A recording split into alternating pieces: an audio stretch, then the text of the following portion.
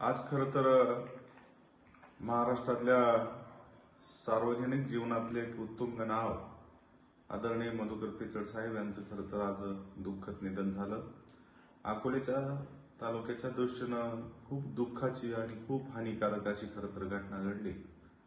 खरं तर या अकोले तालुक्याचं नाव या राजकीय सामाजिक पटलावर संपूर्ण महाराष्ट्रभर ज्यांनी नेलं त्या पिचड साहेबांचं खरं तर आज छोट्याशा आजारानं दुःखद निधन झालं.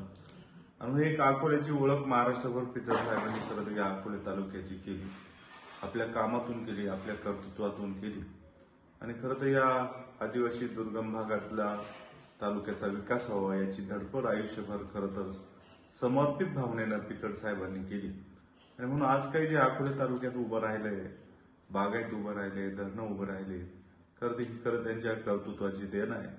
आणि म्हणून महाराष्ट्रात राजकारण सुरुवातीला करत असताना विद्यार्थी दशेत राजकारणाला सुरुवात केली. पंचायत समितीचे सदस्य ते जिल्हा परिषद सदस्य असतील, आमदार, खरं तर मंत्री, कॅबिनेट, राज्यमंत्री, विरोधी पक्ष नेते, एका पक्षाचे प्रदेशाचे अध्यक्ष, खरं तर सर्व पदं पिचड साहेबांना खरं तर मिळाली. आणि त्यांनी स्वतःच्या कर्तृत्वानं ही सगळी पदं मिळाली. आणि म्हणून मुख्यमंत्री पद सोडलं तर महाराष्ट्रातले सगळे महत्वाची पदं, महत्वाची खाती साहेबांना खरं तर काम करता आली. आणि त्यातून या अकोले तालुक्यात सहकार उभा राहिला, शैक्षणिक काही संस्था उभ्या राहिल्या. आणि खरं तर दुर्दैवाने आज पिचड साहेब आपल्यातून निघून गेले.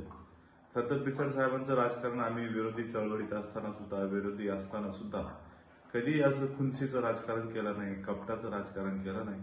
आणि एक असा कळसुबाईच्या शिखरा इतका उत्तुंग असणारं व्यक्तिमत्व आज या अकोले तालुक्याचं खूप मोठी अशी परिणित हानी खरं तर पिचड साहेब गेल्यानं झालेली आहे. आणि म्हणून पिचड साहेब गेल्यानं खरं तर त्यांची पोकळी कदापि या अकोले तालुक्यात भरून निघणार नाही. आणि म्हणून एक महाराष्ट्रात एक मोठं नाव असणारे पिचड साहेब ज्यांनी अकोल्याची ओळख करून दिली, असे पिचड साहेब खरं तर गेल्याने पूर्ण महाराष्ट्राचं तर नुकसान झालंय, परंतु अकोले तालुक्याचं त्यातल्यात खूप असं नुकसान झालं.